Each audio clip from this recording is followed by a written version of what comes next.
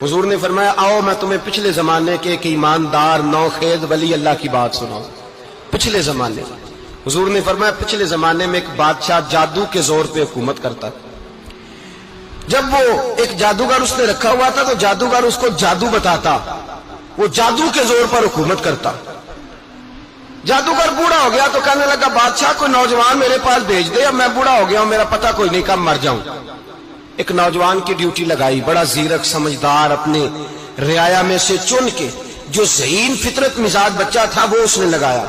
اللہ کے محبوب علیہ الصلوۃ والسلام فرماتے ہیں بچہ جادو سیکھنے لگا، وقت گزرنے لگا۔ بچہ جب جادو سیکھنے جاتا تو رستے میں ایک راہب بھی تھا جو انجیل جانتا تھا، وہ اللہ اللہ سکھاتا، لوگوں کو حضرت عیسیٰ علیہ السلام کی تعلیمات سے آگاہ کرتا۔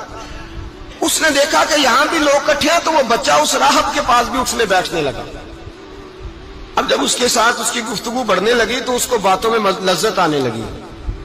اس نے راہب نے پوچھا کہ تو کون ہے اور کس طرح سے آیا ہے، کیا تیرا معاملہ ہے؟ اس نے کہا جی میں جادو سیکھنے جاتا ہوں، آپ کی باتیں مجھے بڑی اچھی لگتی ہیں۔ اس نے کہا دین سیکھ، جادو سیکھنے والے کافر ہو جاتے ہیں، قرآن و دین سیکھنے والوں کو اللہ کامل ایمان عطا فرماتا ہے۔ فرمایا یہ سیکھ۔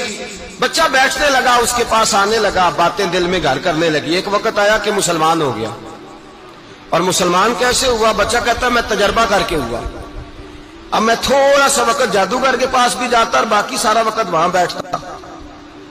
میں ایک دن جا رہا تھا تو رستے میں اژدہا تھا، بہت بڑا سانپ تھا، رستہ روک کے کھڑا تھا۔ یہ حضور نے بیان کی حدیث، نبی پاک صلی اللہ علیہ وسلم فرماتے ہیں بچہ کہتا ہے کہ رستے کے اندر سانپ ہے، رستے بند ہے، لوگ چھتوں درختوں پہ چڑھے، ہراش ہے۔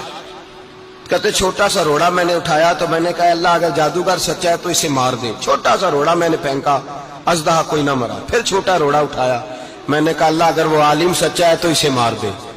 اب جب میں نے روڑا مارا تو اژدہا مر گیا۔